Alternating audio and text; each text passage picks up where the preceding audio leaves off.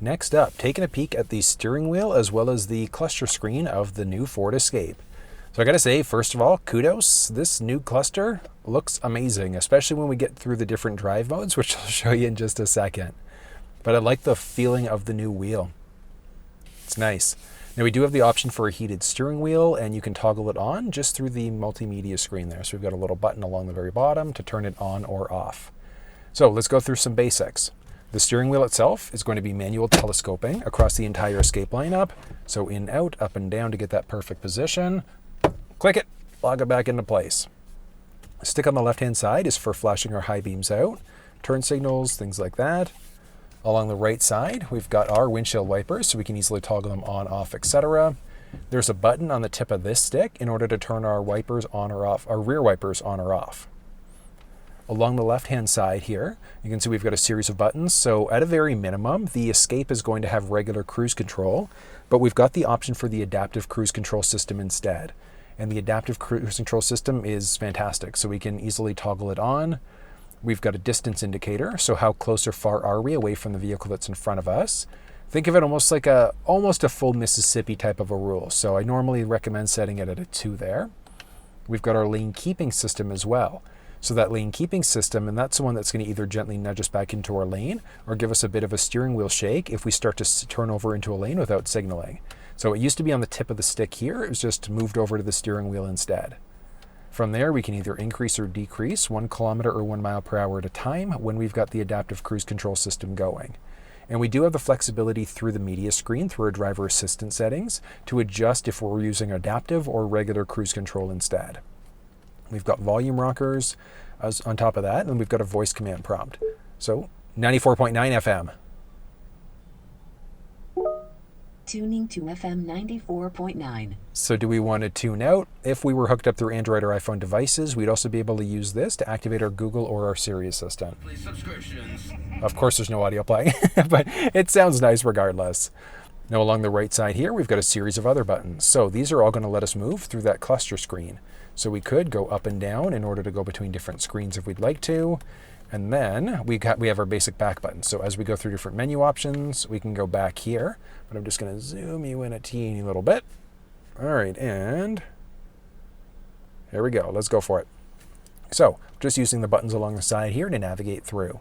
So what we're going to do, we're going to start off on, let's go power distribution. So that's going to let us know which wheel is getting which amount of power as we go. And that's part of the intelligent all-wheel drive system that the Escape offers. Moving down, we've got our calming screen. So if you want to get rid of all of the things, now there are quite a few things going on here. And the reason why is because the vehicle's in accessory mode right now. So it's not fully started up. So if it is, all of these messages would go away. So we've got seatbelts obviously not on, battery, low fuel, because I'm in low fuel conditions right now. And then just that emergency, just because we are parked, so we've got our parking brake engaged. So moving back from here, that brings us up to our other menu. But if we go down, we've got our trip counter.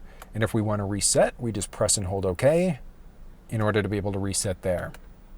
Moving down, we've also got our average fuel economy. Same idea, we can press and hold to reset that way too. And then we've got what our tire pressure currently is for each side. Pushing this menu button along the bottom right-hand side here, you can see we've got a few other buttons. So we've got My View. So what view do we want to see? So we can just press any of these in order to jump directly into that screen. We've got our trip fuel, so trip 1, 2, our fuel economy or eco behavior coach. Useful. You can see there, it adjusts it to all of our different trip settings. We've got our status information, so power distribution, start, stop, and then our seatbelt. So I'm currently sitting down. My seatbelt's not plugged in, but watch what happens. And then plugging ourselves back in, you can see there, we are good to go. So back to our vehicle info. So we've got our maintenance, we've got our tire pressure, and then our oil life. Down again, we've got our audio. So we've got different presets that are available. We can move between all of our different presets. We would enable our presets right through the media screen off to the right-hand side there.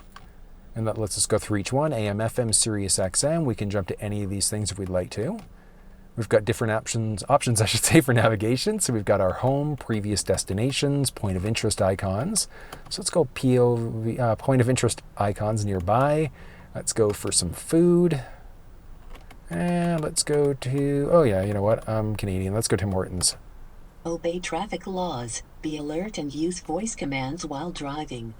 Please proceed to the highlighted road. We can cancel the route out, point of interest icons, things like that. So we cancel, and the route's canceled. We've got our phone, so not yet paired, but we'd be able to make phone calls, look through our call history and things like that. And then some different options for settings. So we've got our speed in either miles or kilometers per hour, so you can see it adjust out to both of them there. We've also got our gauge style here. So do you want modern, the way that it looks here, or do you want that classic style instead, where you've got your tachometer off to the left, the speedometer off to the right, where you can actually see what's going on with your RPMs versus what speed you're currently going. I kind of like the modern look a little bit more though. That's pretty neat. Matter of preference, but it is nice that we can adjust that a little bit. And then we've also got our eco coaching mode there too. And we've got our vehicle settings, which are blank. So that's all of our base settings there, and back to my view again.